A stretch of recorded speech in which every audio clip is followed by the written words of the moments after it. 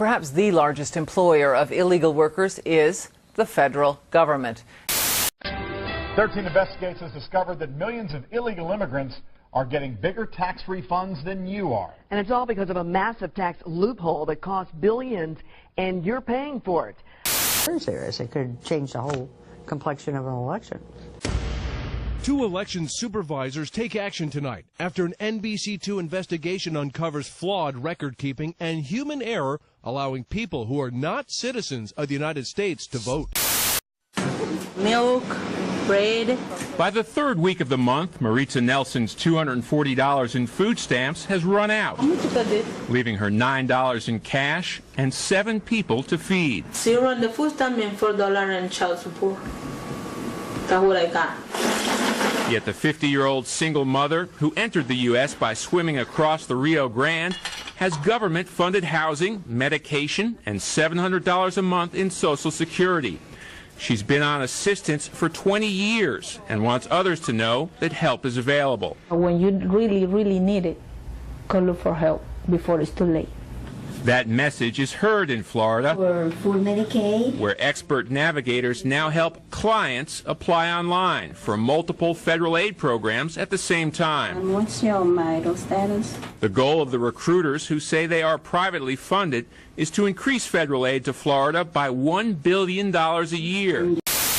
There are people who have been here illegally for 50 years or 40 years. Am I then telling them to become guest workers? No, you can't do that.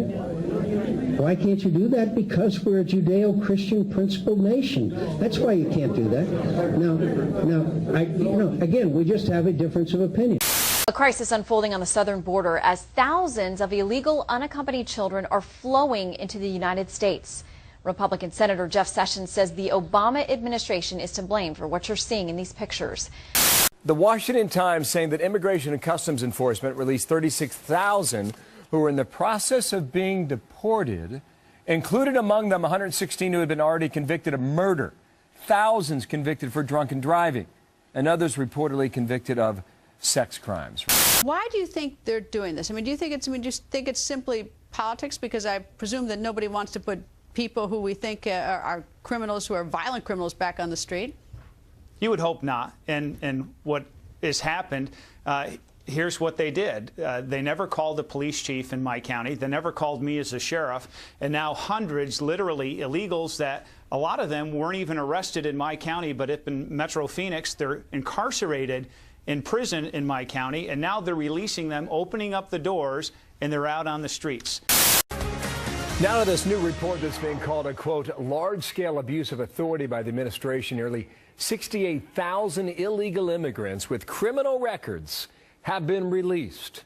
Less than half of all felons that are in jail and are here illegally are removed from this country. That means that we have sexual predators, kidnappers, murderers stalking the streets of our country. Can't stop us. There's too many of us. We're ready. We're breeding by the day. You think we have kids because we like sex? No, we're having kids ready to start this war, believe me. I got another one on the way, and she'll be strapped up ready for you. Come get it. Come get it. We will take up our shovels and our pickaxes and we break the land and make your landscaping and clean your toilets and our partners. We will use them against you. It's also kind of witty the way Rodriguez imagines immigrant day laborers using the tools of their trade, of the gardening trade, like weed whackers and pruning devices as weapons. Orange paint that was left by these vandals. Now, New Haven police responded to this, a report of vandalism earlier today. What's interesting is what these guys wrote, MS-13 and kill whites. MS-13, you may know, is a notorious international gang with roots in El Salvador. They are violent. They're involved in drug trafficking, human trafficking, and weapons trafficking, according to the feds. Police actually are looking into the possibility that the 2 men that are behind bars could be associated with the MS-13 gang. I also had an opportunity to speak to the victim's family, a couple of their family members, and they say they are just horrified by what has happened. Now, here is what happened. The 11-year-old was first approached at this intersection where the two men approached her speaking in Spanish, but she ignored them and then walked away. Later in the evening, they snatched her from a nearby park and forced her into their apartment about 5 blocks away and sexually assaulted her. And police say that she was able to provide such an accurate description of these two men. That's how police were able to find them so quickly and arrest them and get them behind bars. Once again, they're looking into the possibility of this MS-13 connection. We're told that INS is also involved, checking into whether or not they're here legally.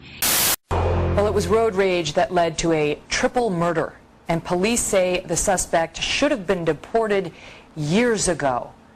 Anthony Bologna and his 2 sons were gunned down on their way home from a family picnic. Minding their own business, not doing anything wrong, they were shot dead in their car on the streets of San Francisco after an argument ensued in an intersection between the men and a gang suspect. Cops say Edwin Ramos, shown here as the killer, a suspected MS-13 gang member, here illegally from El Salvador. Ramos had been convicted of 2 violent crimes as a juvenile, but he was never referred to the feds for deportation because San Francisco is a sanctuary city. Washington State is grappling with a crime spree, and authorities say more than half of the state's most wanted criminals are suspected illegals. Yet some cities like Seattle are dead set against Arizona's strong new immigration law. So what to do now? Tonight, the suspect in a deadly shooting in Manassas is behind bars. Police say he went on a shooting rampage that left 3 people dead. They also say he's an illegal immigrant who was supposed to be deported 9 years ago. Martin Cudless had just celebrated his 3rd birthday. The day he died, he rode his bike by himself for the first time. His father said he loved planes and Clifford, the big red dog. He says he would have been starting school about now and wonders what he would have grown up to be. Martin was an only child and was having ice cream with his mother at this Baskin-Robbins near Havana and Mississippi on September 4th, 2008. A pickup truck crashed into the building and killed him. The 2 women in the pickup, Patricia Guntharp and Deborah Sarecki, were also killed. Police say they were hit by Francis Hernandez, a Guatemalan-born man who was here illegally. He didn't have a valid driver's license, used 2 different names, and had been arrested more than a dozen times before, yet managed to stay off immigration's radar. 2-year veteran of the force, Kevin Will, was killed early yesterday by a suspected drunk driver and illegal immigrant. Right off the top tonight, an alleged drunk driver smashes into a car full of nuns, killing 1, critically injuring 2 others. Tonight we're learning more about why he should have never been behind the wheel to begin with. Good evening, I'm Brian Bolter. And I'm Sean Yancey. Police say that driver was no stranger to them. Carlos Montano had driven drunk before and was on his way to being deported. On August 31st of last year, Alvarado was attempting to flee the flashing lights of a patrol car when he ran a red light at Balm Road and Airport Boulevard and struck 64-year-old Robert Ben's rental car. Ben had just landed at Austin Bergstrom for a business trip and was on his way to his hotel. He died instantly. It was the same day his youngest grandchild was born, and he never got to meet her. Alvarado's blood alcohol content was a .20. He had 3 prior DWI convictions. He was in the country illegally at the time of the accident and has been in jail with an immigration detainer ever since.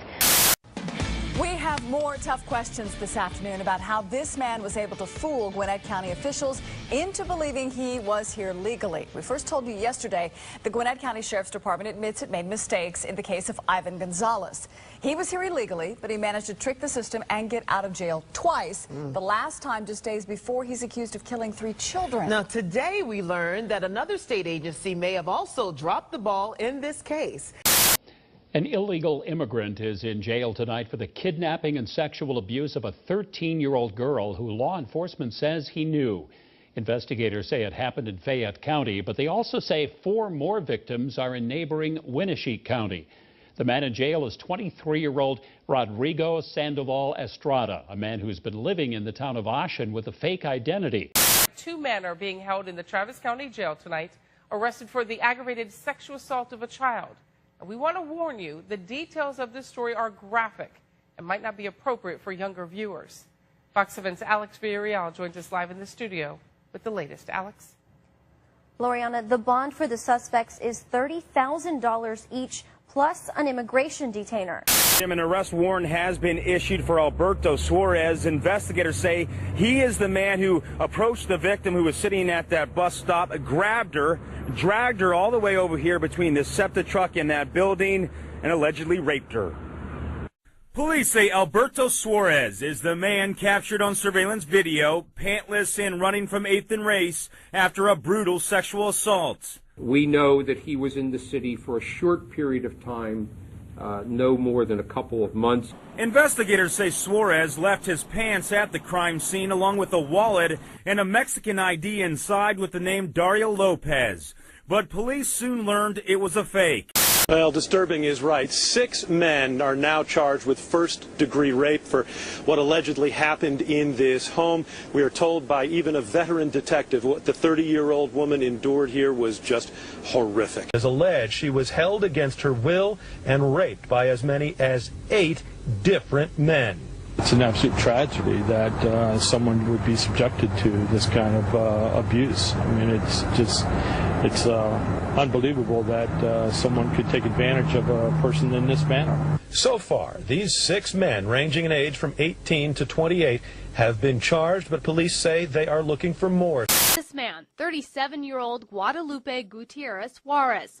Juarez is actually an illegal immigrant and is now behind bars in the Fremont County Jail on another rape charge. Since we broke this story exclusively yesterday, we've been checking with sources throughout the North Valley for more information. The criminal complaint against Gutierrez Juarez says the rape of the 10-year-old happened between November and January.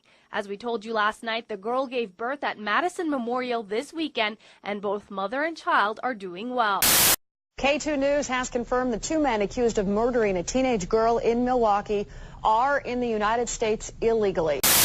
They're going to accuse you of murder in the first degree, burglary in the first degree, assault and battery with a deadly weapon. 18-year-old Aaron Lacaselo made his first appearance before a judge on a closed-circuit feed from the county jail. The courtroom was filled with family and friends of 4-year-old Dakota Lane. Investigators say Lacaselo broke into the boy's home and stabbed him 36 times with a pair of scissors, then attacked his pregnant mother. She survived. The following is just a horrible way to start off your newscast. A babysitter in Newton was supposed to be watching this 2-year-old but decided to leave him with her brother. This is the brother, Armando Martinez, an illegal immigrant now charged with felony child abuse for beating and killing the toddler. Well, the man charged with killing a Richland baby is back in Benton County. Jose Aguilar went in front of a judge this morning. Aguilar pleaded not guilty to manslaughter charges. He was assigned a public defender and is set for trial in August. The police say their investigation is ongoing. No word from the prosecutor on whether the charges could be upped or additional charges tacked on. Aguilar is a level 1 sex offender with a conviction in Kansas in the late 90s. This teenager now faces a count of first-degree murder, accused in the death of a 93-year-old woman. I still can't get the thought of seeing what happened yesterday. To watch your mom go in front of you and to know that the last thoughts that she might have had in her brain was of somebody beating her up. That's not how you want her to go. Joe 3, as his mom called him, is haunted by the pain Louise Solomon suffered at the hands of her attacker. Investigators say 19-year-old Sergio Martinez Perez brutally beat her and sexually assaulted her. Well, John, police say this case is especially tragic because the victim, an 84-year-old woman, played the role of Good Samaritan to the man now charged with attacking her. Detectives say she gave Ricardo Tenorio Palma free furniture and a job before he allegedly slit her throat. Wednesday afternoon, Slidell police say an illegal alien slipped through the side door of his neighbor's home and attacked her with a razor blade, leaving an 8-inch slit across her throat. And there was just blood everywhere. She was bleeding. Her neck was sliced open. And she said that the guy across the street did it. An Immokalee man has been charged with murder after a fight in a laundry room turns deadly. Collier Sheriff's investigators say Mauricio Escalante stabbed another man at least 3 times early on Saturday morning. Detectives say the violence followed an argument about speaking English instead of Spanish. Witnesses say Escalante went to his apartment to grab a weapon and then returned to confront the victim. That victim died later at the hospital. Immigration and Customs agents now say they are all over the case of Jose Reyes Alfaro. The illegal alien should have been deported back in 2002, but that did not happen. And reporter John Henrahan from our Fox affiliate WTTG has the story of the tragic results. Police in Manassas were responding to a bloodbath at this home in the very multicultural Georgetown South neighborhood just after 7:15 p.m. when they got a call to come to this house just under a half-mile away where they found another murder victim and a severely injured woman. Friends and family saying their goodbyes today to a Pearland teen who police say was killed by a classmate. The funeral for 18-year-old Joshua Wilkerson started about an hour ago at Sagemont Church in southeast Houston. Wilkerson's beaten and burned body was discovered last week in a Pearland field. 19-year-old Hermio Morales is locked up, charged with Wilkerson's murder. Customs and immigration agents are looking into whether Morales is in the country illegally.